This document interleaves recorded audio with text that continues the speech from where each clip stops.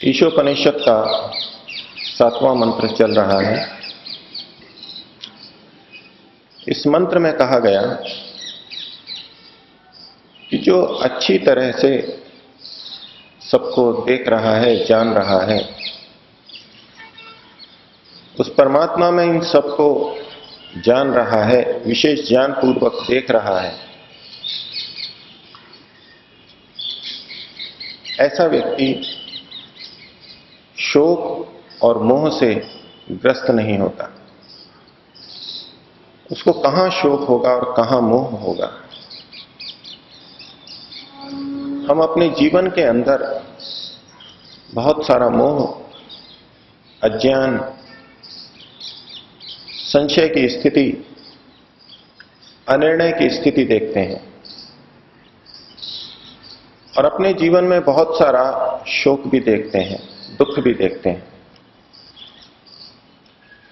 और अपने ही जीवन में नहीं, हम आसपास के अन्य मनुष्यों में भी इसे देखते हैं। ईशोपनिषद हमारे इस मोह और शोक को दूर करने का उपाय इस मंत्र में बता रहा है। यदि हम सबको परमात्मा के अंदर देखने लगें, सब प्राणियों को परमात्मा की व्यवस्था में देखने लगें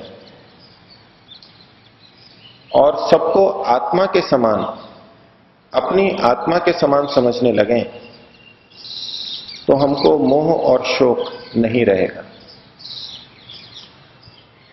अपने आप को औरों जैसा और औरों को अपने जैसा समझने लगें तो हमारे मोह और शोक दूर होंगे। ये बहुत छोटी सी लेकिन बहुत बड़ी बात है और बहुत गहन विचार के योग्य है। हमारा व्यवहार ये नहीं बताता कि हम सबको समान रूप से देख रहे हैं। यदि हमारे में मोह और शोक विद्यमान है तो स्पष्ट है कि अभी हम सबको आत्मवत नहीं देख पा रहे हैं।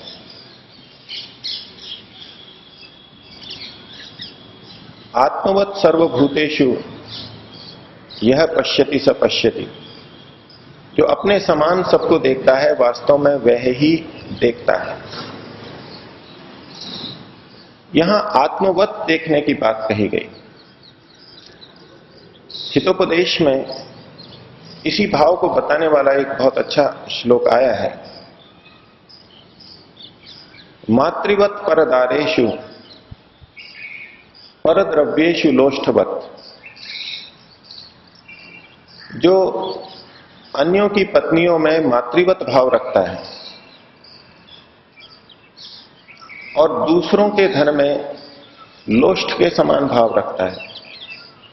लोष्ठ का मतलब है ढेला, मिट्टी का ढेला, जिसका कि कोई मूल्य ही नहीं होता।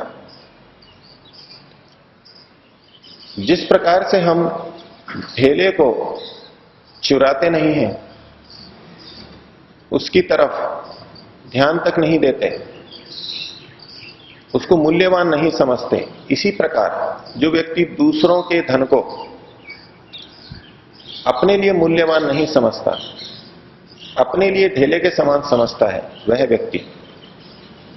और अब जो दूसरी पंक्ति में कहा, आत्मवत सर्वभूतेषु यह पश्यति स पंडित।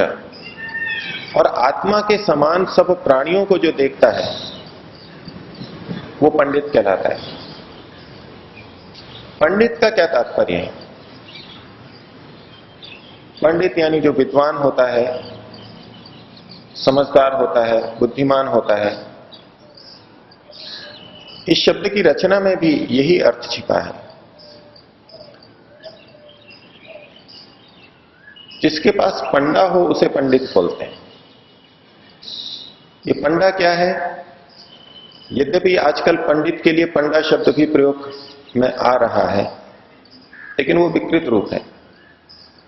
पंडा का मतलब है सत असत विवेक करने वाली बुद्धि, जो सही और गलत का ठीक ठीक निर्णय कर दे, ऐसी बुद्धि को पंडा बोलते हैं। और ऐसी बुद्धि जिसके पास में है उसे पंडित कहते हैं। जो ठीक और गलत का ठीक ठीक विवेचन कर दे, उचित विवेचन कर दे, उसे पंडित कहते हैं। तो जो सबको आत्मा के समान समझता है, वास्तव में तो वही पंडित है। अब हमारे जीवन के अंदर बहुत सारा मोह, यानी अज्ञानता, कर्तव्य अकर्तव्य के निर्णय की स्थिति, करूं या ना करूं, कुछ विचार ही नहीं आ रहा इस विषय में क्या निर्णय करूं, कुछ समझ ही नहीं आ रहा, ये तो समझ से परे की बात हो गई। ये मोह विभिन्न विषयों में रहता है। हम जब कर्मफल व्यवस्था को देखते हैं, ये मानते हैं कि हमें फल कर्मों के अनुसार मिलता है, लेकिन संसार की स्थिति जो प्रत्यक्ष देखते हैं तो संशय पैदा हो जाता है, मोह पैदा हो जाता है। कुछ पता ही नहीं लगता कि आखिर कर्मफल व्यवस्था है क्या, ये कैसे क्यों हो रहा है, कुछ पता नहीं लगता। ऐसा प्रतीत होता है जैसे ये हमारी बुद्धि से परे की बात हो गई है। हम मोह से ग्रस्त हो जाते हैं, वहां निर्णय नहीं कर पाते। और इस कर्मफल व्यवस्था को न समझने के कारण बहुत सारा शोक भी हमारे अंदर आता है, हम बहुत दुखी भी रहते हैं। कुछ विषय आपके सामने पहले रखा कि जहां कर्मफल ईश्वर के द्वारा प्रदत्त होता है, पुण्य का फल अच्छा और पाप का फल बुरा, वहीं ईश्वर की दूसरी व्यवस्था मनुष्य को कर्म करने में स्वतंत्रता की भी है। और इसको ध्यान में रखते हुए यदि हम अपने सुख और दुख को देखें तो उसका पूरा दोष या पूरा श्रेय ईश्वर को न दे करके हम अन्य मनुष्यों और प्राणियों पर भी कुछ विचार करेंगे और हम संतुलन बना सकेंगे। जब मनुष्य अपने से बड़े व्यक्तियों को देखता है, महापुरुषों को, योगियों को देखता है, विशेष योग्यता वाले, चाहे वो सांसारिक योग्यता हो चाहे आध्यात्मिक योग्यता हो, तो उसको देख करके इच्छा तो होती है मैं भी ऐसा बनूं, लेकिन बन नहीं पाता, अथवा स्वयं पर विश्वास नहीं रख पाता मैं भी ऐसा बन सकता हूं। और जब उसको निराशा होती है मैं ऐसा नहीं बन सकता, तो शोक होगा, दुख होगा। लेकिन यदि उपनिषद के इस सूत्र का, इस मंत्र में बताए हुए सूत्र का वो स्मरण रखे, भान रखे, ये सब आत्माएं मेरे जैसी ही हैं, आत्मवत हैं। जो शक्ति मेरे अंदर है ऐसी ही शक्ति तो इनमें भी थी। जो सामर्थ्य मेरे अंदर है वही सामर्थ्य इन महापुरुषों के अंदर भी थी। ये भी बिल्कुल मेरे जैसी ही आत्मा है। जब हम इस समानता को अनुभव करेंगे, इस विश्वास से पूरित होंगे कि मैं भी इनके जैसा बन सकता हूं, और जो शोक हमारे अंदर था कि मैं तो ऐसा बन नहीं सकता, वो शोक हमारा हट जाएगा। ये अलग बात है कि हम आज नहीं बन सकते, उसके लिए पुरुषार्थ चाहिए और एक समय की साधना चाहिए, तपस्या चाहिए, जैसे कि उन महापुरुषों ने की है, उन योगियों ने की है, चाहे वो इस जन्म में की हो चाहे पूर्व जन्मों में की हो। लेकिन जिस तरह से साधना करके वो ऊंचे स्तर पर पहुंचे, वैसे मैं भी पहुंच सकता हूं। ये आत्मवत देखने का परिणाम आएगा, शोक से वो रहित होगा। और जब कर्मफल व्यवस्था में मनुष्यों के कर्म की स्वतंत्रता को भी वो अनुभव करेगा, तो उसका कर्मफल व्यवस्था से संबंधित जो मोह है, कुछ विचारणा की स्थिति ही नहीं बनती, निर्णय ही नहीं हो पाता, उससे भी वो ऊपर उठ जाएगा, उस मोह से भी वो ऊपर चला जाएगा। आत्मवत देखने के कारण से जहां हमारा शोक नष्ट होगा, वहां हमारा गर्व भी नष्ट होगा। गर्व भी एक तरह का मोह है। जब अच्छों को देखते हैं तो हमको निराशा की अनुभूति हो सकती है कि मैं ऐसा नहीं बन सका, और अपने से निचलों को देखते हैं, पापियों को देखते हैं, कम योग्य व्यक्तियों को देखते हैं तो गर्व हो सकता है, मोह की स्थिति आ सकती है कि मैं इनसे बहुत अच्छा हूं। लेकिन वहां भी यदि आत्मवत दृष्टि रहे कि ये आत्मा भी मेरे जैसा ही है, जिस तरह से मैंने पुरुषार्थ किया और कुछ योग्यता बनाई वैसे ही ये भी करेगा तो ये भी मेरे जैसा बन जाएगा, और मेरे से अधिक पुरुषार्थ करेगा तो मेरे से भी अच्छा बन जाएगा। और जिस प्रकार से ये दूसरा आत्मा आज दुखी है, कम योग्यता वाला है, कम स्थिति में है, ऐसे मैं भी कभी रहा हूं, और उसी तरह से मैंने भी दुष्कर्म किए हैं, मैं भी उसी तरह से कम योग्यता वाला था। ये आत्मभाव जब अपने से निचलों के प्रति भी आएगा तो भी हमारा मोह, हमारा घमंड, गर्व मिट जाएगा। तो जो अपने को औरों के समान समझता है, औरों को अपने समान समझता है मूल आत्मा की दृष्टि से, वो इस मोह और शोक से परे हो जाता है। उपदेश बहुत बड़ा है, बहुत अच्छा है, लेकिन यदि इसको विकृत रूप में लिया जाए तो ये ही उपदेश मोह और शोक को पैदा करने वाला भी बन जाएगा। ये ग्रहण करने वाले की पात्रता पर निर्भर करता है, वो किस दृष्टि से इसको देख रहा है। यदि हम कहें कि आत्मवत सर्वभूतेषु, अपने समान सब प्राणियों को जो देखता है, आत्मवत देखता है,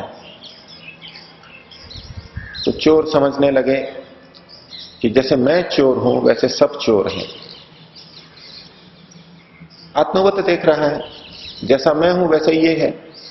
रिश्वत लेने वाला देखेगा कि जैसे मैं रिश्वत लेता हूं ऐसे दूसरे भी रिश्वत लेते हैं, सारे रिश्वतखोर हैं।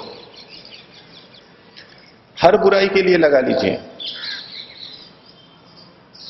और उसकी दृष्टि में सारे के सारे ऐसे ही नजर आएंगे, उसको कोई अच्छा ही दिखाई नहीं देगा। अच्छों में भी वो इन सब दोषों को देखेगा। तो ऐसा देख करके वो किस कल्याण को प्राप्त होगा? उसका कौन सा मोह दूर होगा, उसका कौन सा शोक दूर होगा? तो और निकृष्ट स्थिति में चला जाएगा। तो यह सांख्य दर्शन का सूत्र हमें निर्देशित करता है कि ऐसा विकृत भी हो सकता है। चौथे अध्याय के अंत में उन्होंने 3 सूत्र दिए। एक में कहा, न उपदेश बीज प्ररोहो मलिन चेतसी अजबत। जो मलिन चित्त वाला है उसमें उपदेश के बीज का अंकुरण होगा ही नहीं। यानी अच्छी बात सुनकर के भी उसमें वो बीज जड़ नहीं जमाएगा, अंकुरित नहीं होगा, व्यवहार में नहीं आएगा।